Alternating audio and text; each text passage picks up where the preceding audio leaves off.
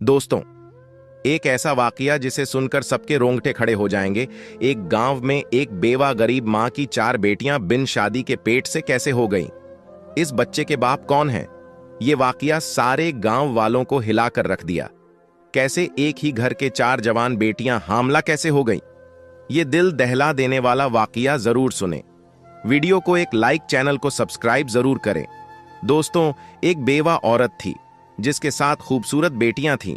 उसका बेटा कोई नहीं था और सातों ही बेटियां बहुत खूबसूरत थीं। इस बूढ़ी औरत की सातों बेटियां ही बहुत नेक थीं।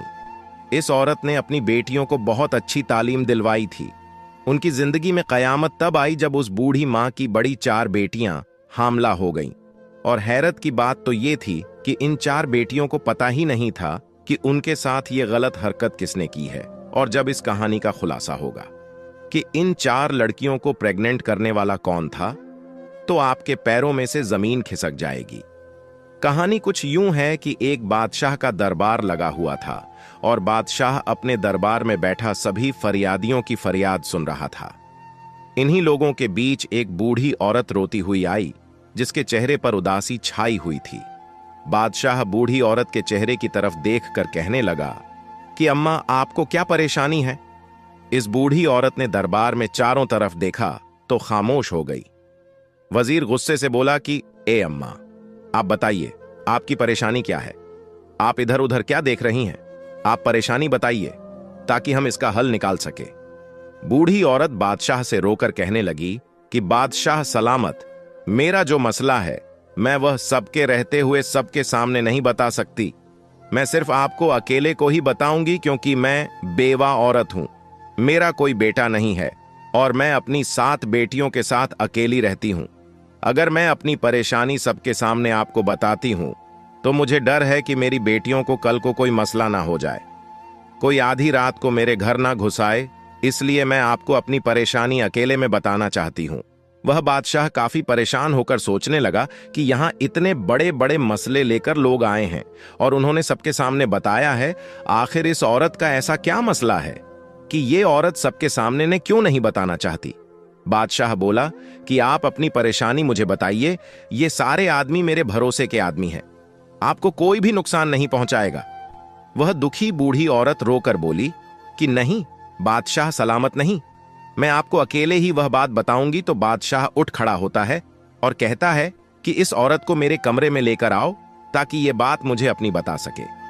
अब 2 सिपाही उस बूढ़ी औरत को बादशाह के कमरे में ले जाते हैं। बूढ़ी औरत जब अंदर आती है तो बादशाह उसे कहता है कि ए अम्मा, अब बताइए कि आपकी क्या परेशानी है। वह बूढ़ी औरत बादशाह के कदमों में गिरकर रोने लग जाती है। बादशाह कहता है कि अम्मा, आप मुझे बताइए कि आखिर बात क्या है। मेरा दिल बैठा जा रहा है कि ऐसी कौन सी बात है जिसके लिए आपने मुझे अकेले बुलाया, कि मैं यह हरगिज बर्दाश्त नहीं कर सकता कि मेरी बादशाहत में कोई इतनी दुखी औरत हो और मैं आपका दुख जानकर आपके दुखों पर मरहम ना रखूं। ऐसा हो ही नहीं सकता। आप मुझे अपना दुख बताइए।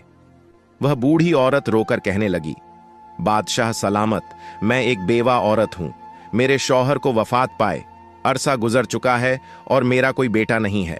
मेरी 7 बेटियां हैं।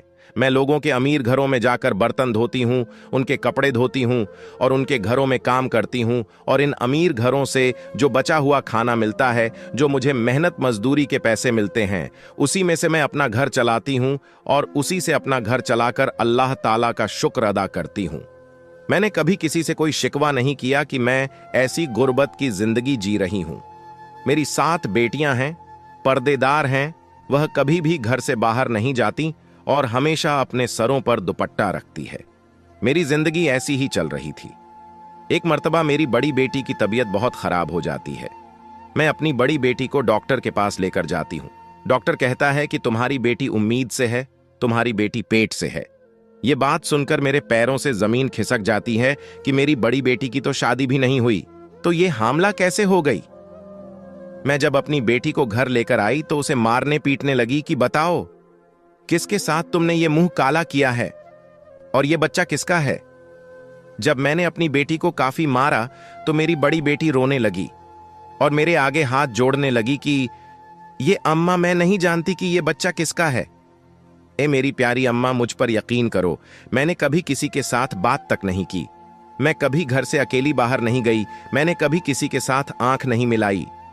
ए मेरी अम्मा, मुझे नहीं पता कि यह बच्चा मेरे पेट में कैसे आया है। वह बूढ़ी औरत अपनी बेटी पर यकीन कर लेती है और कहती है कि बादशाह सलामत, मैंने इस बेटी को पैदा किया था। मुझे पता चल चुका था कि मेरी बेटी झूठ नहीं बोल रही, और उसके कुछ दिनों बाद तो मुझे पक्का यकीन हो गया था कि मेरी बेटी झूठ नहीं कह रही।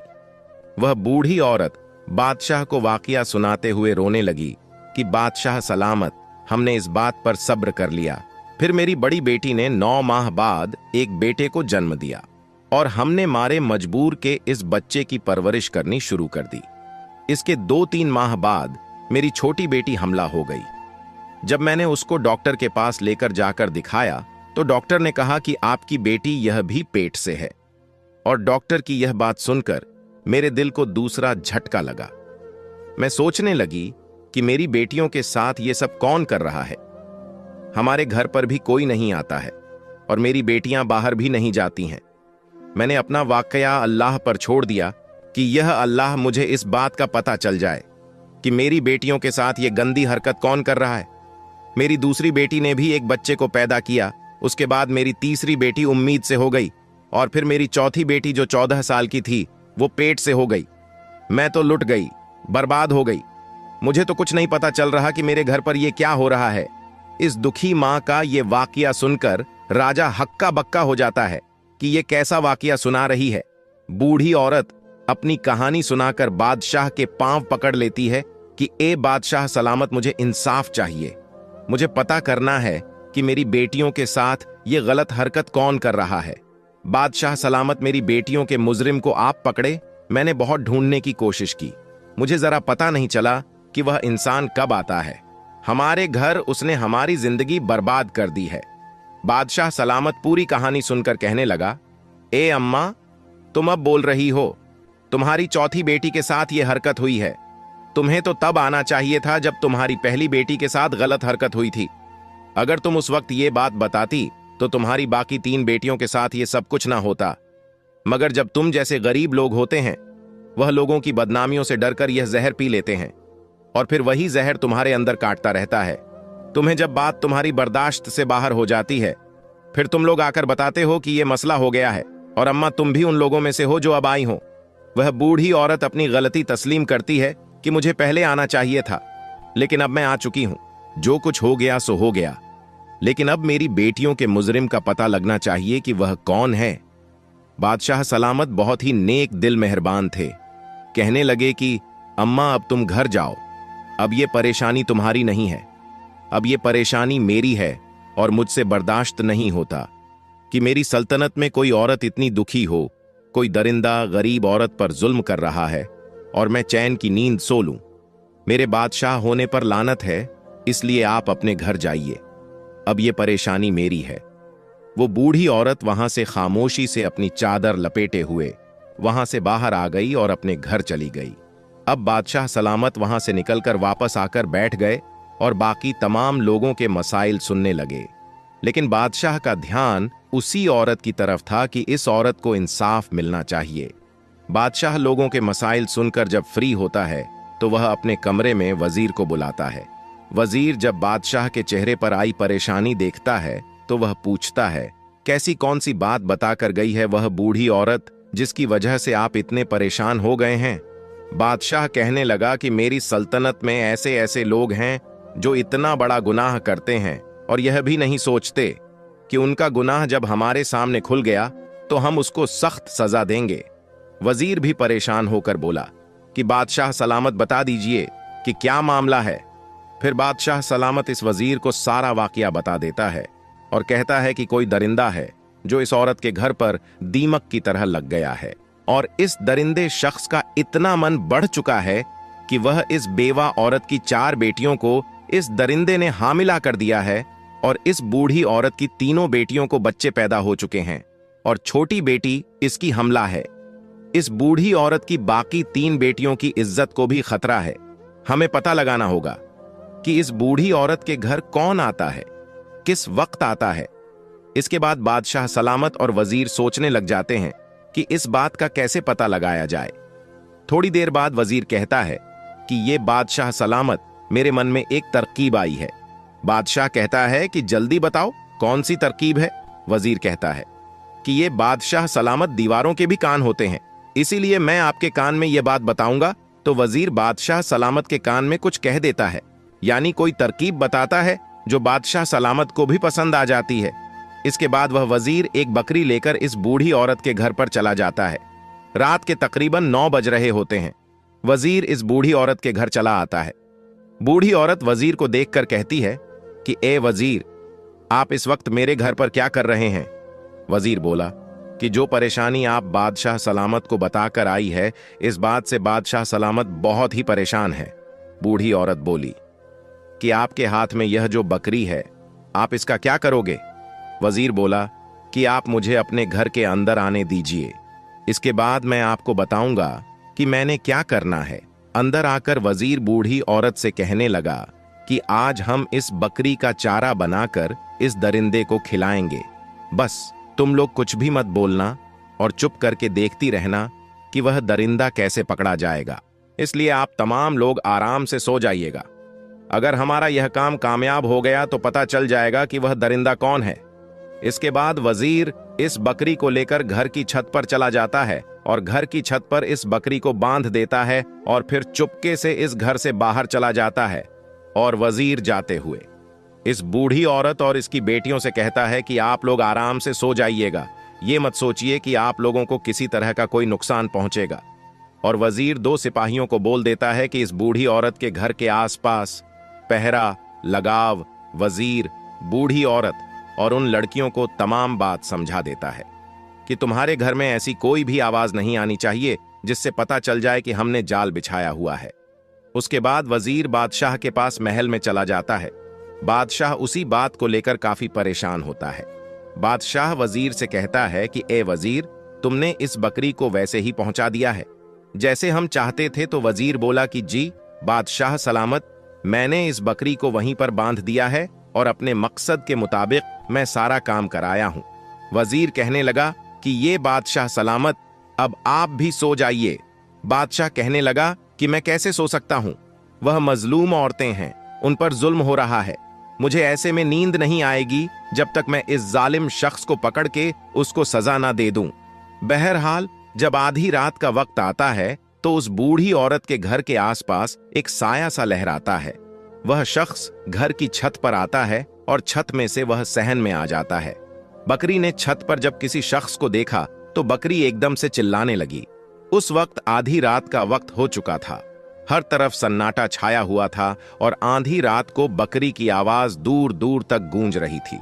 जो सिपाही छुपकर पहरा दे रहे थे, उन लोगों को जो बकरी की आवाज सुनाई दी तो उन लोगों को पता चल गया कि घर में कोई दाखिल हो चुका है और मकसद यही था कि इस बकरी को छत पर बांधने का, कि इस घर में जो कोई शख्स भी आएगा बकरी उसको देखेगी और बोलने लगेंगी। बकरी की आवाज सुनकर सिपाही चौकन्ने हो जाएंगे। जब वह शख्स घर के कमरे में आया तो सिपाहियों को भी पता चल गया बकरी के बोलने से, और बाकी इन बुढ़िया औरत और उसकी बेटियों को भी पता चल गया कि बकरी बोल रही है। इसका मतलब है कि घर में कोई घुस आया है। वह भी चौकन्नी हो जाती है। बकरी की आवाज सुनकर सिपाहियों को भी पता चल जाता है और सिपाही घर के अंदर दाखिल हो जाते हैं। जब आने वाले शख्स ने घर में सबको जागते हुए देखा तो वह पीछे की तरफ भागने लग जाता है और पीछे से वह 2 सिपाही आकर उस आदमी को पकड़ लेते हैं। इस आदमी ने अपने चेहरे पर काला कपड़ा लपेटा हुआ था ताकि इस आदमी को कोई पहचान न सके। जब इन सिपाहियों ने इस आदमी के चेहरे से कपड़ा हटाया तो वह बूढ़ी औरत और उसकी बेटियां हैरान हो गई। बेटियों को लेकर आखिरकार सुबह हो गई। बादशाह का दरबार लगा हुआ था और वह आदमी घुटने टेक कर बादशाह के सामने बैठा हुआ था। इस आदमी के हाथों को हथकड़ियां लगी हुई थीं। इस वक्त इस आदमी का चेहरा ढांपा हुआ वो बूढ़ी औरत और उसकी बाकी 7 बेटियां भी जाती हैं। बादशाह सलामत बाकी तमाम लोगों को बाहर भेज देते हैं। अब सिर्फ वह, मुजरिम, बादशाह सलामत और वजीर और बूढ़ी औरत और उसकी 7 बेटी वहां पर मौजूद थी। बादशाह सलामत उस शख्स से कहने लगा कि क्यों भाई, अब इतना तो बता दे कि तुझे मेरा खौफ नहीं रहा कि जब ये तुम्हारा मुजरिम पकड़ा जाएगा तो तुम्हारी सजा मौत से कम नहीं होगी। बादशाह सलामत इन सिपाहियों से कहता है कि इस आदमी के चेहरे से नकाब हटाया जाए, ताकि मैं भी तो देखूं कि मेरी सल्तनत में इतनी हिम्मत किसकी हो गई है जो इस मजबूर बूढ़ी औरत की 4 बेटियों को हामला कर दे। जब इसके चेहरे से नकाब हटता है तो वो बूढ़ी औरत करीब आकर उसके मुंह पर थूकती है और कहती है कि ए दरिंदे, इंसान, तुझे शर्म नहीं आई? मेरी बेटियां तेरी बेटियों के जैसी हैं, ये तेरी सगी भतीजा है, इनके साथ तुमने ऐसी गंदी हरकतें की है। जो चाचा होता है वह बाप के सामान होता है, तुझे शर्म नहीं आई? अपनी सगी भतीजियों के साथ ऐसा करते हुए भतीजी, क्या बेटी, क्या ये तूने क्या जुर्म कर दिया है? बूढ़ी औरत अपने देवर के चेहरे पर थप्पड़ मारती है और बादशाह गुस्से से कहता है कि अगर कोई गैर होता तो हम समझते, तुम सगे चाचा हो, बाप की तरह हो, तुम्हें शर्म नहीं आई? तुम्हें गैरत नहीं आई? अरे चाचा, क्या बाप? क्या उनके बाप इस दुनिया में नहीं थे और चाचा की जिम्मेदारी थी कि अपनी भतीजियां का ख्याल करता, उनके रिश्तों की फिक्र करता, और तुम चाचा ही डाकू बने रहे। इसके बाद भी वह शख्स कहने लगा कि ए बादशाह सलामत, मैं इन लड़कियों का चचा हूं, ये हमारे घर का मामला है, आप हमारे घर के मामले से दूर रहें। बादशाह सलामत अपनी तलवार निकालकर उसके सर के ऊपर रख देता है और कहता है कि सच सच बताओ, तुमने ऐसा क्यों किया? तब उस शख्स के चेहरे पर खौफ आता है और वह बताता है कि ये बादशाह, हम 2 भाई थे, मेरा भाई मुझसे बड़ा था, मेरे भाई की तो शादी हो गई, उस वक्त मेरी शादी नहीं हुई थी। मेरा बड़ा भाई मुझसे बहुत मोहब्बत करता था, मेरी बहुत फिक्र करता था, क्योंकि मैं उसका छोटा भाई था। लेकिन जब मेरे बड़े भाई की शादी हुई, उसकी बेटियां हुई, उसके सर पर तमाम जिम्मेदारी आ पड़ी, तो मेरे भाई का ध्यान मुझ में से कम हो गया और अपने घर वालों पर ज्यादा हो गया, और तब मेरे भाई का ध्यान मुझ में से हटने लगा और अब वह सारा ध्यान अपनी बीवी और बेटियों पर देता था। मेरे दिल में मेरे भाई के लिए नफरत पैदा होती गई कि मेरा भाई ऐसा क्यों करता है, और भाई से नफरत करने के नतीजे में मैं अपनी भाभी और भतीजी से भी नफरत करने लगा। इसके बाद मेरा भाई वफात पा गया। जब मेरे बड़े भाई की बेटी बड़ी जवान हुई तो वह बहुत ही खूबसूरत थी। मेरा दिल इस पर आने लगा। मेरी नीयत जब खराब होने लगी तो मैंने अपनी भाभी से कहा कि आप अपनी बड़ी बेटी की शादी कर दें, लेकिन भाभी ने मेरी बात ना सुनी। मेरी भतीजा जवान थी, उनकी शादियां नहीं हो रही थीं, खूबसूरत भी थीं। जब मैं अपनी भतीजियों को देखता था तो मेरे दिल में गंदगी पैदा हो जाती थी। मेरा दिल मुझे मजबूर करता था कि मेरी खूबसूरत भतीजी है, ये बाहर जाएंगी, इनकी शादियां होंगी तो मैं खुद ही उनके साथ ये गलत हरकत कर लूं। इसके बाद मेरे दिल में शैतान पैदा हो गया। मैं एक हकीम के पास गया और उसे कहा कि मुझे कोई ऐसी जड़ी बूटियां दो जिससे सूंघने के बाद तमाम लोग सो जाएं और सो जाने के बाद कोई भी हरकत ना कर सके। बस इसी तरह ही तब से ही मैं वह जड़ी बूटियां लेकर घर की छत की तरफ से सहन में आ जाता और भाभी भी और उसकी बेटियों को वो जड़ी बूटियां सूंघा देता। उनको सूंघने से वो 4-5 घंटों के लिए बेहोश हो जाती थी और जिसके साथ मैंने बदकारी करनी होती थी उसके साथ बदकारी कर लेता था और फिर उसको इसी हालत में छोड़ देता था। जैसे उसको पता ही न चले, उसको वैसे कपड़े पहना देता और फिर मैं घर वापस आ जाता। और जब मेरी भतीजी सुबह उठती थी तो उनको मालूम भी नहीं होता था कि उनके साथ क्या हुआ है, और यही काम मैं कई सालों से कर रहा था। लेकिन अगर मैं इस वक्त छत पर बकरी को देखकर समझ जाता कि यह बकरी मुझे चारा बनाने के लिए बांधी गई है तो मैं वापस चला जाता। मैंने सोचा कि मेरी भाभी ने दूध लेने के लिए यह बकरी खरीदी है और छत पर बांध रखी है। मैंने इस वक्त बकरी की तरफ ध्यान ही नहीं दिया, मेरा ध्यान तो बदकारी की तरफ था। इसके बाद जब वह शख्स अपना सारा गुनाह मान लेता है, अपना जुर्म तस्लीम कर लेता है, तो बादशाह सलामत वजीर को इशारा करता है। वजीर अपनी तलवार निकालकर उस शख्स का सर उसके धड़ से अलग कर देता है, जिसके बाद उसका जिस्म थोड़ी देर के लिए तड़पता है और फिर सजा के तौर पर ठंडा हो जाता है। इस तरह इस दरिंदे शख्स को, इस जालिम चाचा को सजा मिल जाती है। फिर बादशाह सलामत इस बूढ़ी औरत की तरफ देखकर कहता है कि ए अम्मा, अगर आप मुझे बता देती तो आपकी बाकी 3 बेटियों को यह दुख ना झेलना पड़ता, लेकिन मेरा आपसे वादा है कि आपकी इन 4 बेटियों को वह खुशियां में दिलवाऊंगा जिनकी ये हकदार है। फिर बादशाह सलामत अपने सिपाहियों में से 4 सिपाही, जो बहुत ही समझदार सुलझे हुए होते हैं, उन 4 सिपाहियों से इन 4 लड़कियों की शादी करवा देता है और बहुत सारा माल और दौलत पैसा भी साथ देता है। इसके बाद वह बूढ़ी औरत रोकर बादशाह का शुक्रिया अदा करती है। बादशाह सलामत कहता है कि अब आप बेफिक्र हो जाएं, जब आपकी बाकी 3 बेटियां जवान हो जाएंगी तो आप मुझे बता दीजिएगा, मैं इनके लिए भी कोई अच्छा सा लड़का देखकर इनका रिश्ता करवा दूंगा। यह थी एक इंसाफ पसंद बादशाह की कहानी और ऐसे दरिंदे चाचा की कहानी जो चाचा बाप की तरह होता है। इस कहानी से एक सबक भी सीखने को मिलता है कि अगर किसी पर किसी तरह का भी कोई जुर्म हो रहा है, कोई मजलूम है, तो उसको अपने हक के लिए आवाज उठानी चाहिए। अगर वह शख्स कमजोर रहेगा और बाकी दुनिया वालों के डर से खामोश रहेगा तो दुनिया उसको नोच कर खा जाएगी। दोस्तों, इस वीडियो को आगे भी जरूर शेयर कर दें और हमारे इस चैनल पर सबक आमोज कहानियों अपलोड की जाती है। चैनल को सब्सक्राइब, वीडियो को एक लाइक जरूर करें। अल्लाह हाफिज।